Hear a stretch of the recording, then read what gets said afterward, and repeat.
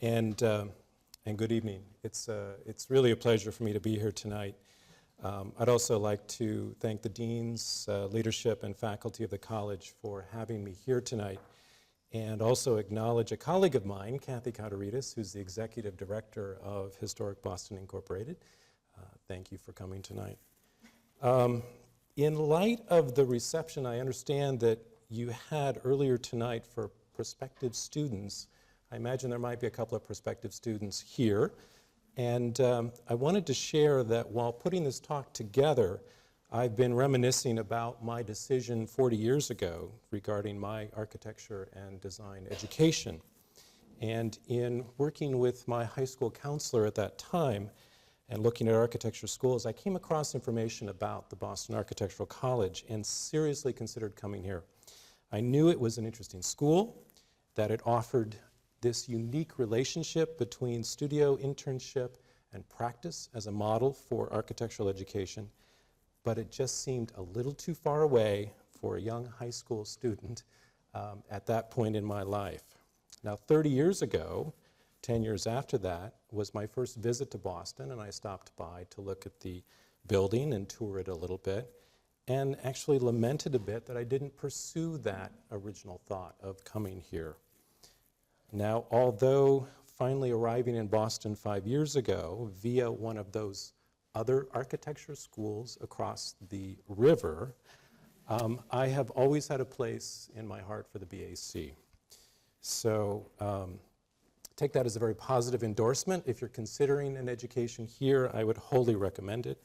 And although it took me 40 years to finally arrive at the BAC, I am particularly honored and privileged to be here tonight. So thank you very much. Allow me to provide a little bit of context for my talk tonight. I was asked to give a talk because of the unique historic preservation model that Historic Boston Incorporated employs in the work of real estate redevelopment. As a nonprofit real estate developer with a mission to preserve and restore significant Boston buildings, HBI brings to the field of preservation a certain perspective and approach on the restoration and repurposing of historic buildings. But I think it's important to place the mission and work of HBI within a larger context that informs its perspective and approach in the field of the actors and the activities that are part of a larger economic development community. So I choose to place the work in the context of regenerating neighborhoods with cultural heritage. And I'll break that down a little bit as I go through the talk, so hopefully it'll start to make sense to you why I'm doing it this way. And so that you also understand a bit more of where I'm coming from.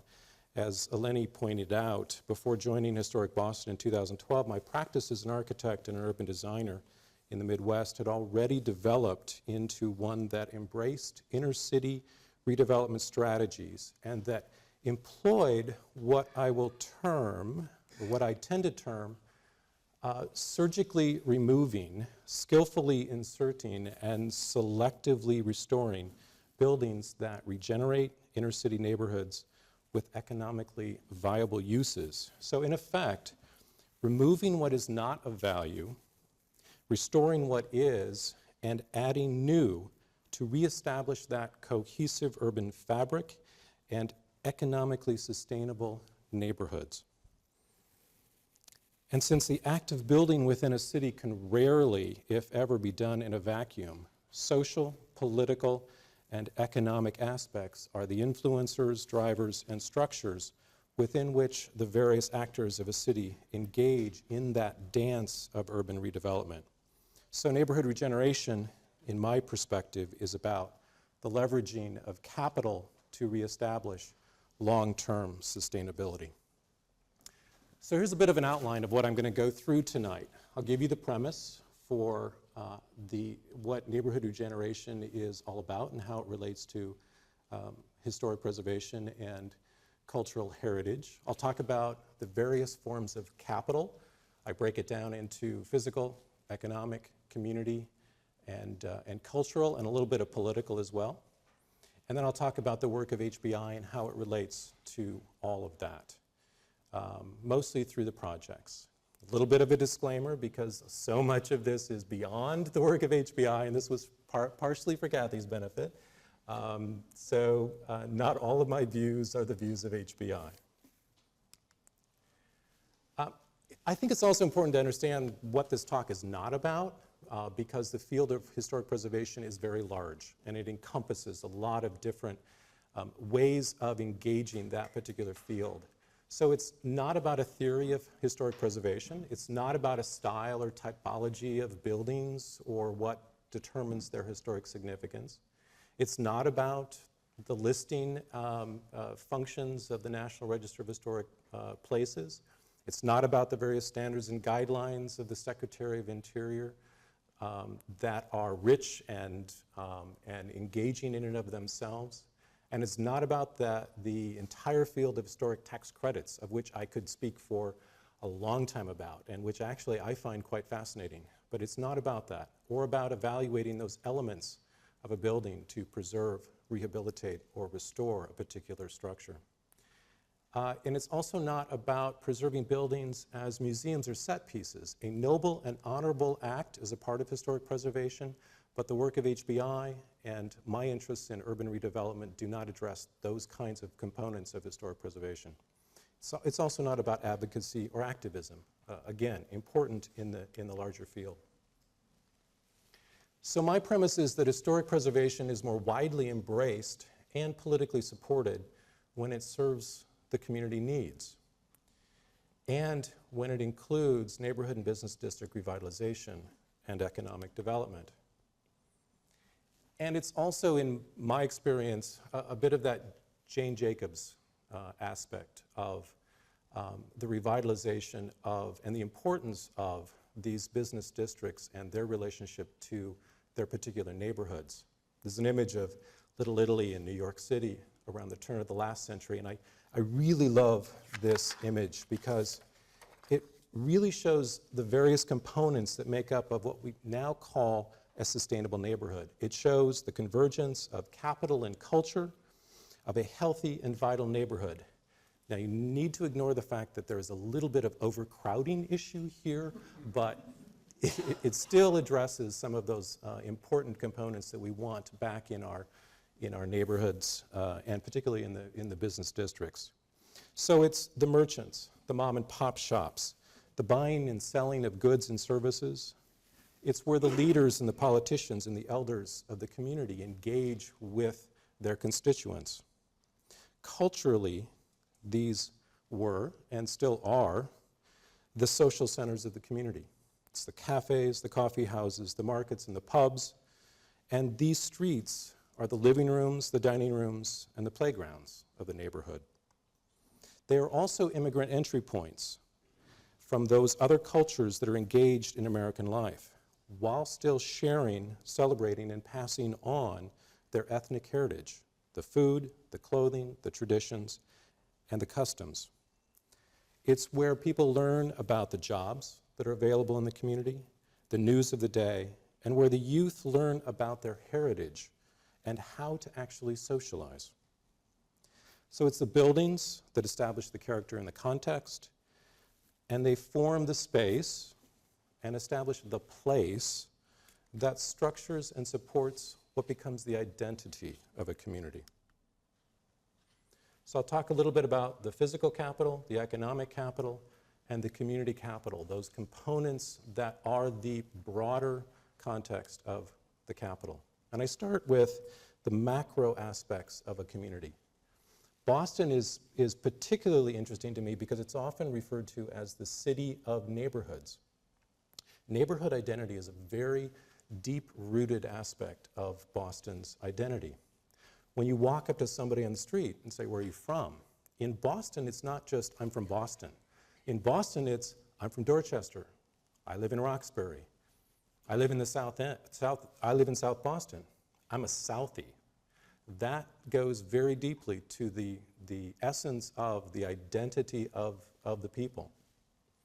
And that also, therefore, relates to their heritage, especially like from Southie, because it is also in their DNA. It is a part of who they are. It is an aspect of what's important in terms of how they relate in the world. And then as we go in closer and we look at the planning aspects of a particular area, we start to look at the social infrastructure, the civic buildings that relate to an area, the shopping and businesses of a particular area, all the different uses that need to come together in a blend and a working dynamic with each other, and all the influences of traffic and pedestrian access in and through a particular area, and the public open space. And we get a little bit tighter in and look at a particular block. And this is where we approach a project in that form or framework that I suggested earlier, which is the selectively removing that which is no longer viable and skillfully going in and rehabilitating and restoring the historic structures, oftentimes to their original use, especially in second-story development that might have gone vacant for quite a while. And then carefully inserting new to really bring that fabric of the city back into place for an economically sustainable neighborhood. So it's surveying those existing buildings, determining what can be saved, and believe it or not, from the work of HBI, there's very little that can't be saved. It just is a question of how much money do we spend on it and how valuable is it as a part of the historic identity of a particular neighborhood. So a little bit about the economic capital, just to focus on the shopping district typology, because there are distinctions, and what we're really talking about most typically are the neighborhood business districts. They are centered typically on the day-to-day convenience shopping needs of a neighborhood. They're the small stores, the markets. They sometimes include some national chains, coffee shops, and franchises that really contribute to the economic vitality of the entire neighborhood district. They are typically a part of a primary vehicular corridor. They are pedestrian-oriented, walkable. If they're truly successful, they have reliable and frequent transit, and they have a little bit of destination shopping, so they're drawing from the adjacent neighborhoods to contribute to the economy of that particular local neighborhood. They are often first-tier suburbs, so they have a history and a culture that's a part of the urbanization of the cities over time. And with that, they often have that heritage, that cultural identity, and we're often immigrant entry points. They are typically small footprint buildings and storefronts, and they are those mom and pop shops. They are essentially what is really termed micro-business enterprises, which is distinct from small business, because they generally have 5 or fewer employees and need less than $50,000 in capital financing needs. They're also often family-owned and managed, and they're sole proprietors, and they tend to be retail, food, craft, sometimes professional service-oriented. And it's the largest sector of businesses, so there is a large pool of businesses to draw from in economic redevelopment activities. It's about 95% of all businesses are actually micro-business enterprises. Again, those small mom and pop shops, everyday service-oriented, 10 or fewer employees, cafes, coffee houses, and pubs. And the finance mechanisms we draw from, I'm not going to go into detail here, I know that's a pretty dense slide, but it's really a large field of finance mechanisms that are complex, they're often challenging to fit and layer, but they do provide opportunity for economic redevelopment.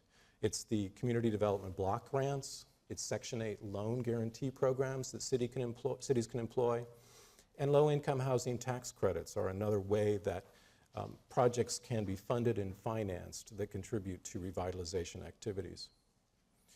It's also other departments at the federal level. Office of Community Services provides some funding mechanisms, as well as the small business enterprise, especially when we end up working with these micro-business enterprises to get them the capital that they do need so that they can be economically sustainable.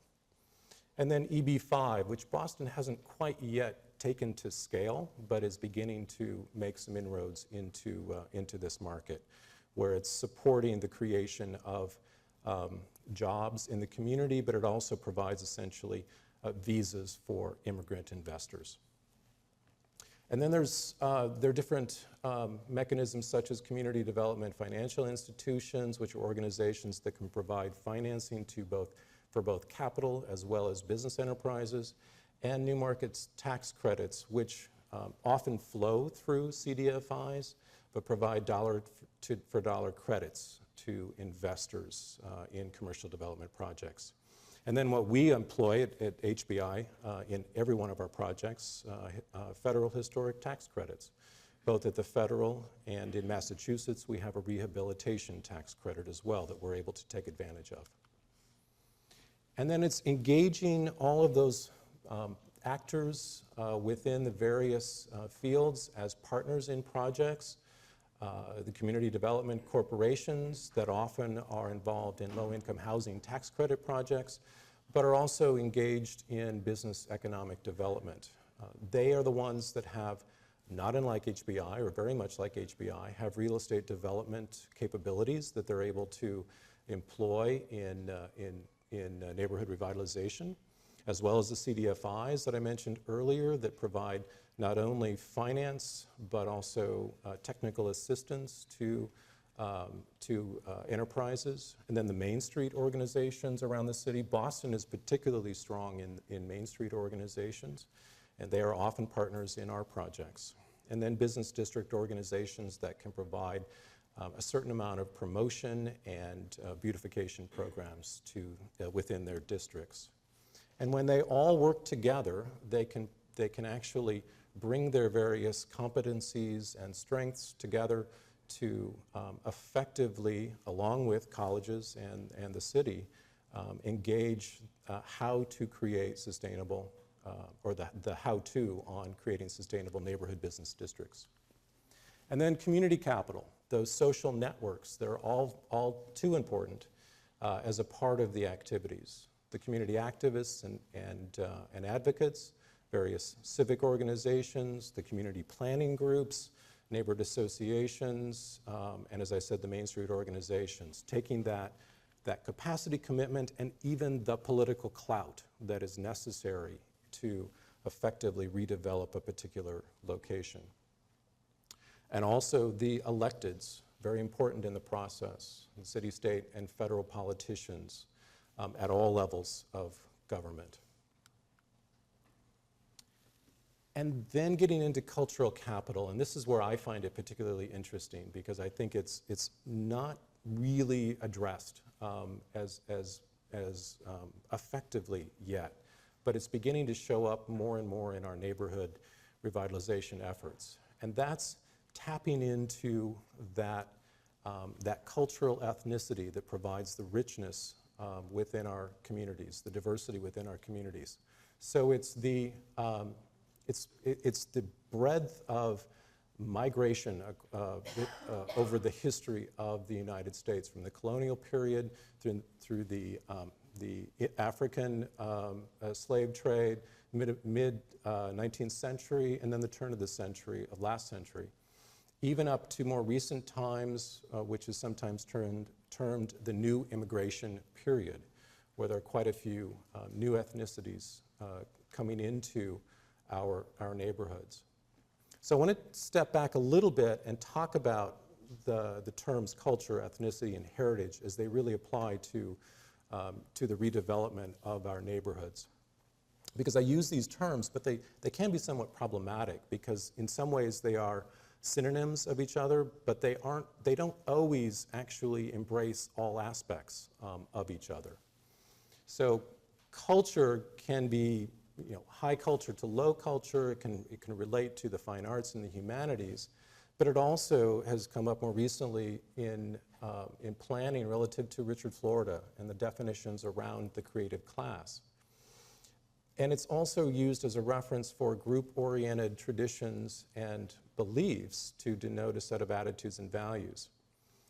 Culture includes ethnicity, but ethnicity is not all-inclusive of culture, which is why I like using it.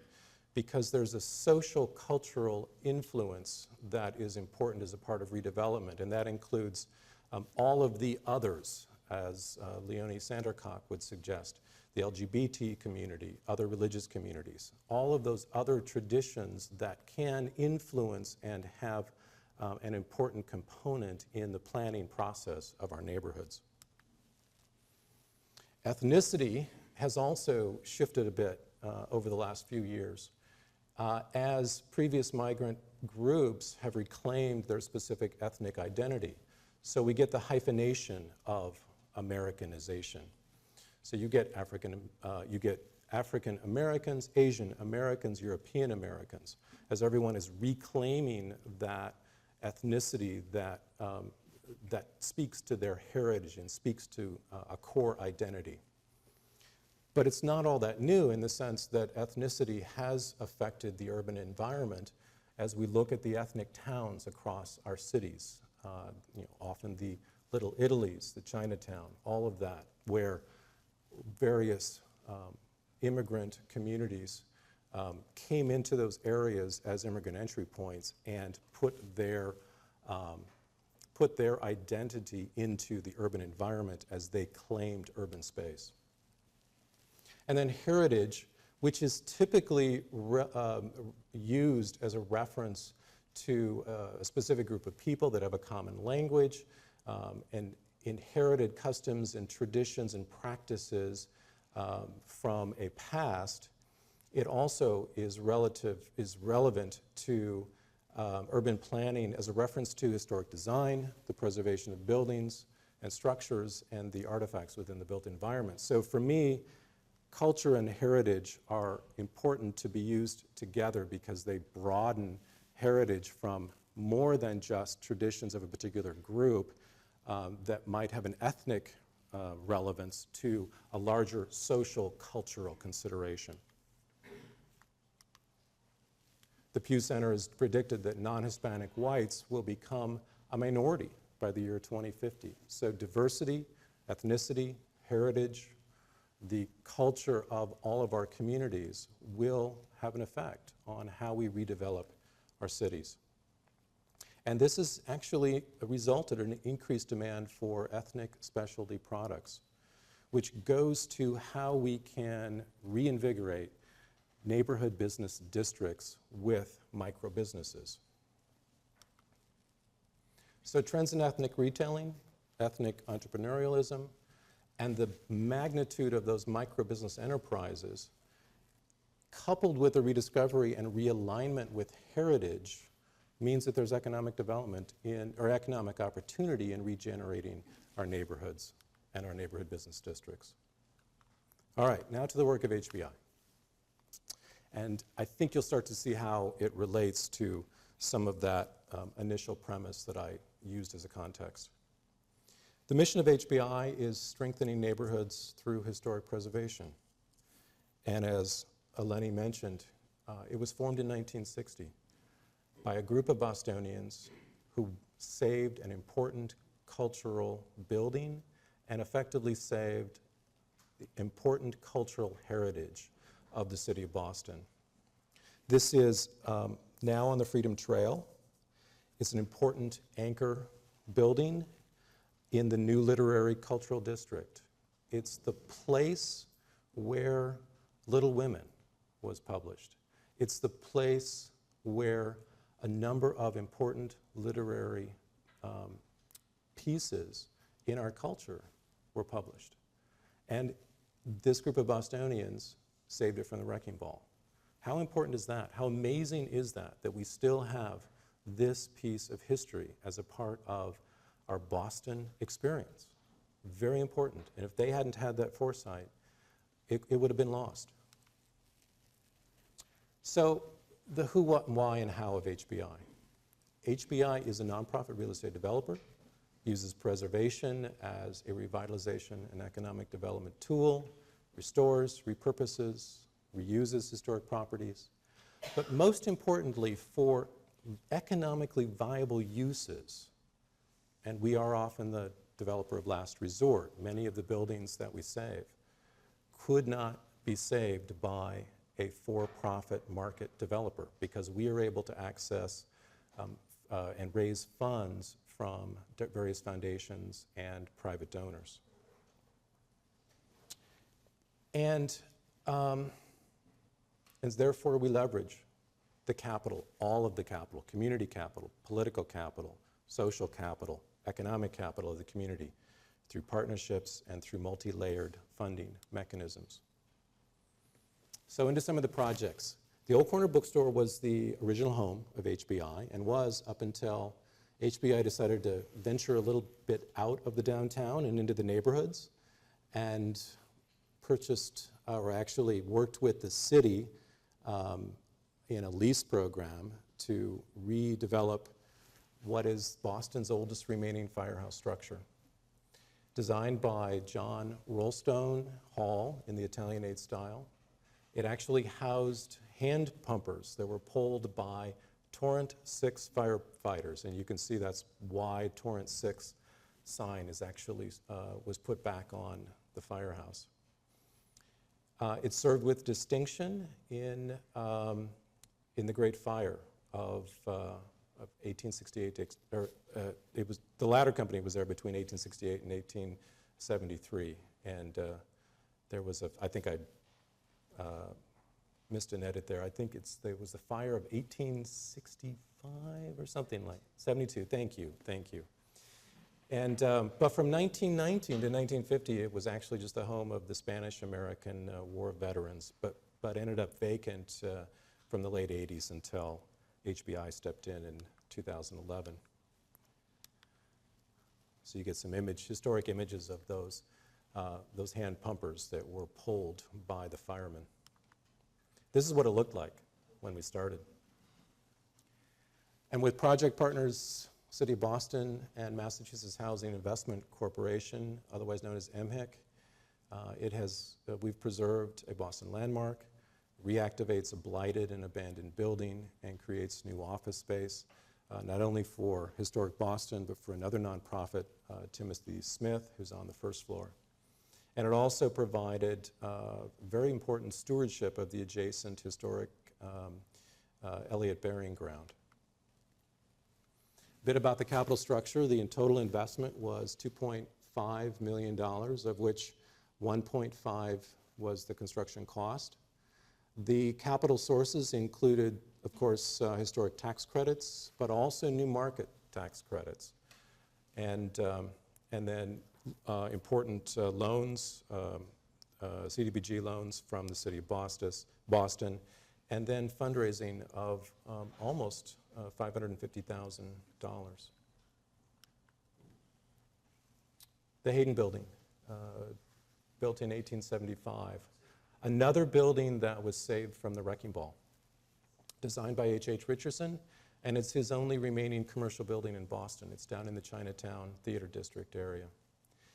And first time I looked at this as an architect, I immediately realized that it was very likely a precedent study for Marshall Field's warehouse in Chicago, which is a part of every architect's history, and was an important building in Chicago in establishing skyscraper technology. And I've been reticent to say that, but I finally found a source that actually backed me up on that. So I'm like, okay, I'm feeling pretty good about this. It was purchased by HBI actually back in 1993, and $1 million was used to stabilize it. And I'll show you an interior in a moment, part of that structural stabilization. Oops. But with project partners, City of Boston, and with a host of campaign funders, it became a catalytic project for the Lower Washington renewal, and creates new housing. The upper 4 floors are residential, and it reactivates the ground floor into viable commercial use. There's an interior showing that structural stabilization. Steel X braces were used to stabilize the structure, and they actually then became a part of the interior design experience in 2012, 2013, when we finished up the project. So about $5.8 million of investment, almost $4 million was the construction cost, and the different finance mechanisms included historic tax credits. HBI was able to put some cash into this as a result of a recent sale of adjacent property, but that sale also is what has been used to do some additional development, which includes the next one, Alva Kittredge House, 1836. Built by Roxbury alderman, Elliot Church Deacon Alva Kittredge, an important businessman in the Boston area, and built out in what was still somewhat the agrarian landscape. It was the suburbs of Boston at the time, now much more urbanized. And at some point in time, the left wing of the structure was removed, and the building was picked up and turned 90 degrees, and it now faces that street on the right. It was also once home to an important Boston architect, Nathaniel Bradley, and he put his mark on it, you'll see in a moment, in an interior shot. And it was, in the 70s and 80s, the home of the Roxbury Action Program. This is what it looked like when HBI took it over. So you can imagine that we're proud to take on great challenges, and this was quite a challenge. And that's what it looks like now.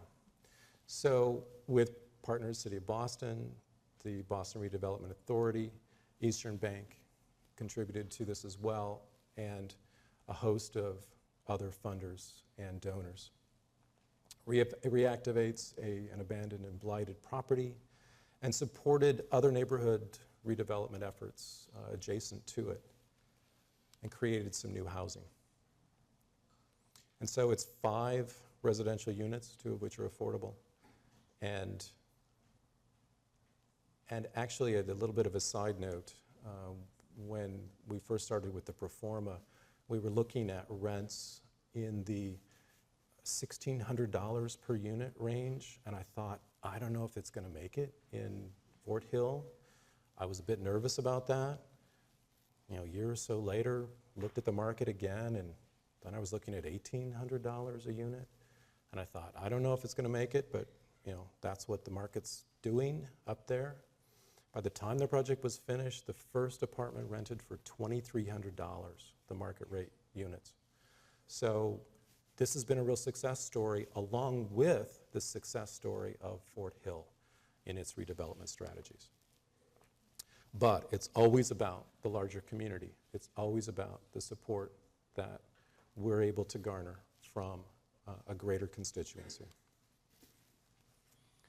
$3.6 million total development cost, almost $2.3 million in construction cost. It had a little bit more complicated finance structure. It also used the tax credits, but it had a host of donors, about $850,000 ultimately of foundations and private donors contributed to the redevelopment. The next one, the Vertullo building, which is a little bit closer to my heart, and I think you'll see why in a moment. It's likely the oldest and only surviving wood-framed commercial building in the Logan Square district. I think what I love about it is that it's not so historically significant, that it's really a vernacular example of Second Empire. It's rather simple, but it is one of the last remaining survivors within that district. Much of the rest of the buildings of that particular period of time have already been demolished. It is a very highly visible anchor to the community. You see in this image that when you drive down Fairmount Avenue, it has a very strong presence in the community.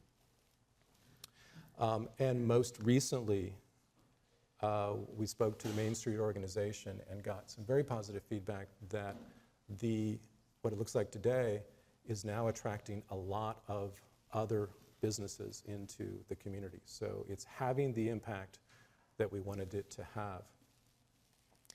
We did that with, again, the City of Boston, Hyde Park Main Street organization. Blue Hills Bank, in this case, was a contributor, as well as a host of funders in what we call our the Trilogy campaign. And this, I think, is what really excites me, because these are, this is a sampling of the 5 micro-business enterprise entrepreneurs that are now a part of our community, if you will. There's a barber, there are a couple of beauty-type shops, there's a seamstress who designs her own clothing, and she has a shop there. She actually was our first tenant as a part of the redevelopment. And then our last tenant is actually a little flower shop. So it is these micro-business enterprises. It is this ethnic, retailing, cultural kind of redevelopment strategy that reflects the character of what Hyde Park neighborhood is now. $1.3 million in economic development, of which almost $600,000 is construction cost. This was not significant enough to go through federal tax credits, but it was able to garner state rehabilitation tax credits. City of Boston also contributed some CDBG funds for the storefront redevelopment, and the capital campaign, the Trilogy Fund I spoke about, contributed to the project. And then 3 projects that are currently in construction: Rosendale Village, Main Street area down in Rosendale is the MBTA substation that has been vacant since the early 70s, originally designed by Robert Peabody and Stone & Webster Engineering. It was a part of a larger system of substations that housed the equipment that converted AC to DC so that the trolley cars could go out even further, essentially a part of the suburbanization of Boston. And, but it stood vacant since the 70s. And in 2012, Rosendale Village Main Street, in partnership with HBI, received the tentative designation to develop the property. And at that time, the adjacent Higgins Funeral Home site became available for purchase. So we were able to take advantage of that, essentially facilitate the purchase of that property and offer that to a market developer, a for-profit developer, and incent them to come in, attract them to come in and take on the substation as a part of also getting to have the site for a larger housing project. So there are 43 housing units that wrap around in an L-shaped configuration, both sides of the substation. And you see that completed on the right. And they just this last summer started the construction on the facility. So they've opened up those monumental windows and that monumental door that actually faces a park. And so you can get a sense, the light's a little bit difficult here, but you can get a sense of this incredible volume within this building. It's almost cathedral-like when you walk in, and this exposed steel and the subway tile that goes up quite a distance on the sidewalls. And there is a gantry crane that spans that entire space that was used to move equipment in and out of that large monumental front door. And you'll see in a moment, it's going to be repurposed as a destination restaurant. And they're going to keep the gantry crane as a part of that interior aesthetic experience. There you see that. So it'll be a 125-seat destination restaurant. Total development cost, nearly $5 million, of which construction about $3.4 million. Historic tax credits, of course, and because we were able to attract a for-profit developer, they were able to leverage their investment base and bring $1.6 million to the project to make it work. And they continue to remind us they are not making any return on that, but we also know that the 43-unit residential building next to it, again, because of the market shifts that have recently happened, is going to more than offset the what they don't make on this particular project. And then the Fowler Clark Epstein Farm, currently in development down in Mattapan. It's one of the earliest intact examples of vernacular agrarian properties in Boston. So this is a really exciting property for us to work on, very different. We had to learn about urban farming because we're partnering with the Urban Farming Institute to use the facility as their headquarters. They also have other urban farming properties, so it's a bit of a satellite operation or a scattered site urban farming operation, but they'll be able to use this as a training facility and as an education facility and to hold conferences there. It's a little bit about the program of the site. You can see how the density of the property has encroached on the site over time. It was originally a 330-acre farm, and then the three families have engaged in the property in various ways. The Clarks built the house and the barn, and then the most recent owner, the Epsteins, did quite a bit of work on the property, inserted some interesting landscape elements that we are incorporating as a part of the preservation strategy. But you get kind of an overview. It will also include a new greenhouse on the back side of the property, and it will be an active urban farming operation. Again, it's about the people. We've had a couple events out there, and we're getting a lot of incredible support for this in the community. It's been blighted for a number of years, and they recognize that it has degraded their neighborhood, and its revitalization can really effectively improve the experience of their community. So again, it's the culture and heritage of people and place coming together. About a $3.2 million investment, and construction about $2 million of that, historic tax credits, and there is a significant fundraising effort, $1.5 million. But we're almost closing that gap. We're getting very close, and we're looking to have some construction activity yet this fall. The last project is a little comfort station.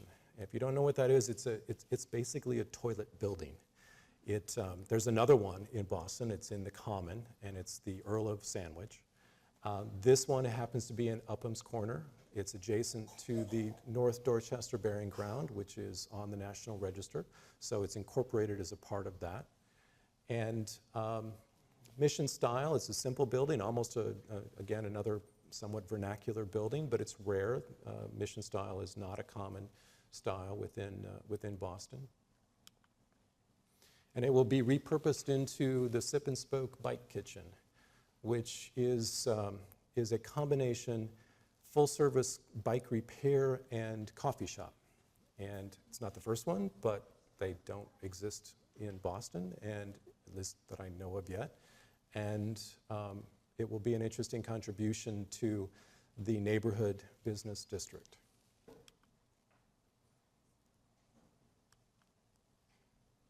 And we're always mindful of how it relates to the larger urban fabric relative to that planning work that I indicated earlier. Be about almost just shy of $1 million. Private donor stepped forward to contribute to this in a big way. It will get state tax credits. City of Boston is also a partner. But there's more work to be done. So every building that's boarded up, every vacant, every blighted building is an opportunity for neighborhood revitalization. And as long as we have these, HBI is going to be very busy for years to come. All right, thank you very much.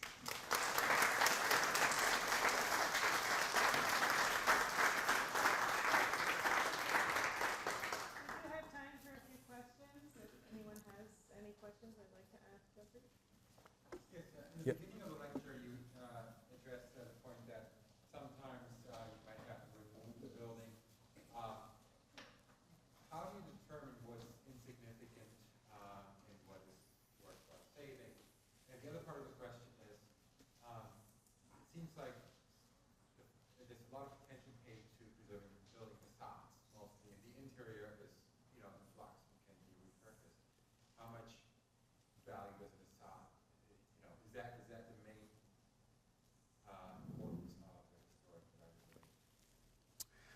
So I'll try and repeat the question. The first part had to do with how do you determine what to essentially remove that doesn't have significance, and in the evaluation of a historic property, how important is the facade in relation to other components, including the interior. So you open up a really rich and dynamic question, and you would probably get, if you had 10 different preservation people up here, you'd get maybe 10 different answers.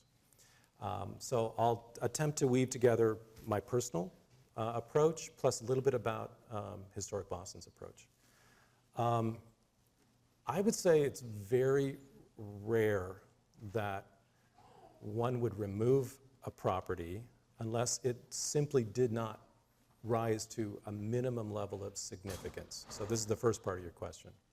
So if it didn't have any of the architectural previous owner significance, if it wasn't I can think of some small, overly damaged, heavily damaged properties that didn't meet any of those benchmarks. Those might be removed. But I've also been a part of saving even some of those. So it's a tough choice to make. And because HBI is able to access funds that other for-profit developers, we can typically save, again, as the developer of last resort, we can typically save things that the market wouldn't necessarily save. So that's about the best answer I can give you that kind of weaves my sense of things as well as Historic Boston's. The next question, the next part of that question having to do with its significance. And the minute you started asking that, I thought about some recent redevelopment that just saves facades. I mean, that immediately came to mind, which I think my stomach turns a little bit when I see that, because I see the historic value of a building as more than just the facade. To me, it goes beyond that. Yes, the facade is what we experience from the public side, but there's so much that goes into the overall design of a building. So from an architect's point of view, I don't see those as able to kind of piece them apart from each other. That said, there may be reasons why certain elements within a building just are not restorable for whatever reason. But I would be very cautious about going all the way to the point of just saving a facade and not giving more value to the structure, the spatial relationships inside, and many of the elements and materiality of the original structure. So I cringe. I mean, at some point, I wonder if when you remove all of that except the facade, is there really enough that's being saved? And especially if the redevelopment strategy completely changes the scale, if it becomes almost like a wallpaper entrance piece that has a tower behind it, I really struggle with that. Yes? Is owning properties long-term a part of HBI's economic model? We consider the work of HBI to be really a revolving fund. So everything could be revolved, could be sold and allow us to reclaim some capital to do the next project. That said, the Old Corner Bookstore is really a stabilizing aspect of our economic structure. It has no debt on it, so it provides the cash flow that's needed to support the operations of the organization. So that's a very important component of our work. And then within the historic tax credit structure, we have to keep a project for our building for at least 5 years during the compliance period. So we know that we're going to have a certain hold period on the properties. And then it's a question of the market. A property that is doing really well in terms of cash flow might actually help contribute to the growth of the organization. So it might be considered an important asset to hold on to. But there also might be other considerations in terms of reclaiming the capital to revolve into its next project. So each property is really looked at on its individual merits. Out of curiosity, outside of the imminent threat of demolition and the revolving door that is finances, what are type of the rigors or the guidelines that you go through to select a building when it comes to the Fort Hill building? Sure. So the question, and I think I forgot to mention the other one, but your question has to do with what's the thought process behind the projects that we select to take on. And to really answer that fully, I have to mention that over the history of the organization, HBI has been monitoring various properties throughout time. So all that you saw tonight that was completed, and even the two that are in development and are ready to go into construction, have been a part of what we call our commercial casebook. So the organization has done research on properties that were endangered. And so they came to HBI's attention through various networks that are in place. And HBI has been monitoring its ownership, whether it's time to step in and be a part of its preservation and repurposing long term. More recently, that casebook has been pretty much completed. So there aren't, either for-profit developers have taken on those projects that HBI was monitoring, or we have taken those on. So very recently, within this last year, we engaged in a business strategy process and started to identify various commercial districts around the city that had some of the opportunities that HBI looks for in terms of engaging with partnerships, and have begun to identify almost another list of properties that we think really are either underutilized or are ready to go through some kind of preservation process. And really looking at that neighborhood business district as the framework and the context for those next properties. Yes, sir. Yeah. Do you think that having rental property, and especially rental residential property, it seems to me it's a positive influence on these kinds of communities, as opposed to condominiums where, because of your continuous ownership and stewardship of the buildings, is that part of the strategy as well? So the question is what's the effect of rental property in relation, or as opposed to condominium properties in relation to HBI being the steward of the property over time? It's not a direct a part of the work, but I would agree that it has value. Because we will be stewards of those properties for at least that compliance period for the tax credit work. And I think clearly the long-term ownership of the Old Corner Bookstore has had value for the community. That said, we also have other mechanisms that we can employ to help secure long-term preservation. We have an easement program which puts certain covenant restrictions on historic properties. And we actually manage certain easements of other properties throughout the Boston area where a property owner needs to work with us if they intend to do anything to that property. And they're required to maintain it at a certain minimum level. It's an annual review process. So all of our properties, the intent is that they will have, if they leave our ownership, they will have some form of preservation restriction on them so that they'll have that long-term stability. Yes? Could you say a little bit about why some of your projects use both the federal and the state historic tax credits and some just the state? Yes. Why do some of our projects have both federal and state, and others just have the state? And it has to do with their level of significance. We go through a process with the sorry, blanked a little bit. Kathy, help me. Massachusetts, yes. Thank you. I can't believe I blanked on that. The Historic Commission, Massachusetts Historic Commission. MHC, I was looking for the acronym. And we go through an evaluation process to determine their historic significance. And there's certain thresholds. They're either significant on an individual basis, based on architecture, based on who lived there, occupied the property, or other kinds of significant considerations. They could also be on the register, on the National Register, if they are part of an historic district.